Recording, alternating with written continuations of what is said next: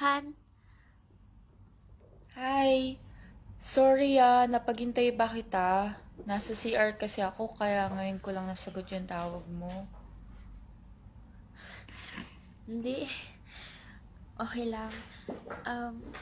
Si Junmar nasaan? Ayun, nag-grocery. Naubusan na kasi siya ng stocks dito. Magla-lunch na din kami. Alam mo naman. May papasabi ka Wala ba? naman. Ang tagal ko na kasing tumatawag sa kanya eh. Hindi niya sinasagot ng mga tawag ko. Gusto ko sana siya makausap eh. Bakit? May nagawa ba sa'yo? May atraso ba siya? Loko talaga yun. Masyado kasing pasaway. Ah, pwede ko bang malaman kung sino ka? Ay, sorry. Casey nga pala. Girlfriend ako ni Junmar.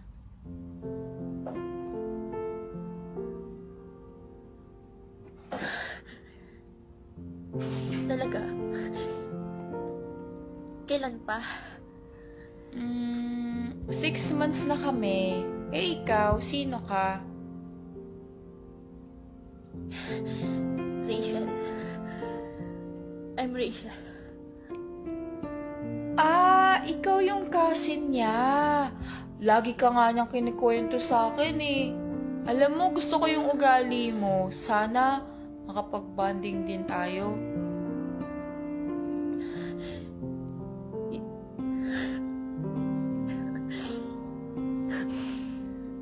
Yun ba yung pakilala niya sa akin? Uy, bakit ka umiiyak? May Wala. problema ba? Okay lang ako. Pwede ba pakisabi kay Junmar na mag-iingat siya lagi? Pwede bang alagaan mo siya para sa akin? What do you mean? Are you...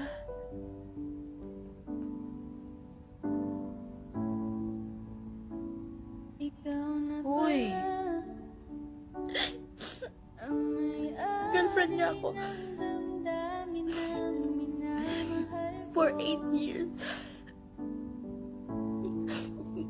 But it's okay.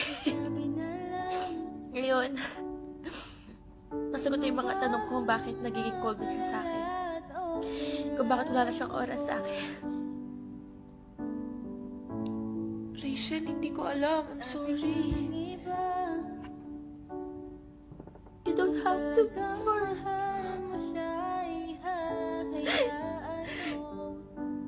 Baka kasi nagkulang ako. Baka naging boring na ako. Baka nabibigay mo na yung saya na hindi ko kaya mabigay sa kanya. Ayun naman ang mahalaga eh. Maging masaya siya. Kasi mahal na mahal ko siya. Rachel, masakit sa akin na may nakikita akong ibang babae na umiiyak. Lalo na nasasaktan. Pero alam ng Diyos na hindi ko yun alam. Pareho lang tayong biktima dito.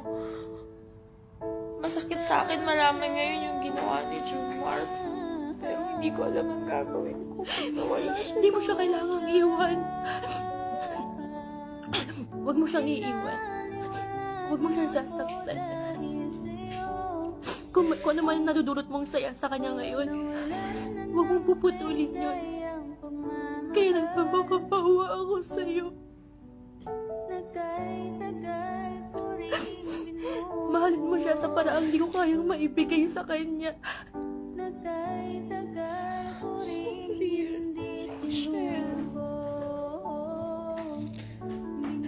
Thank you for understanding me.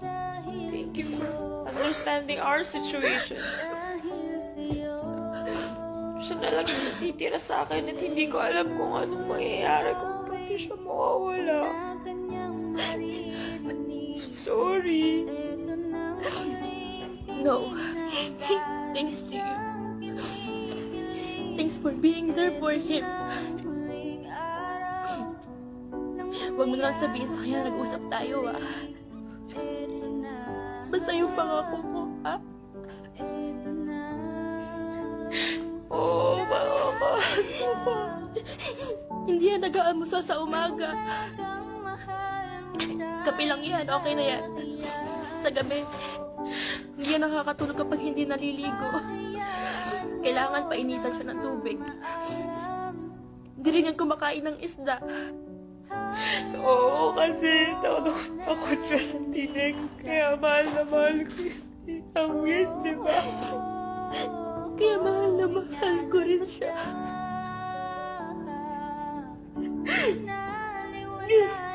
Sana mapatawad mo ako rin. Hindi mo kasalanan. At si Jimar, napatawad ko na rin siya.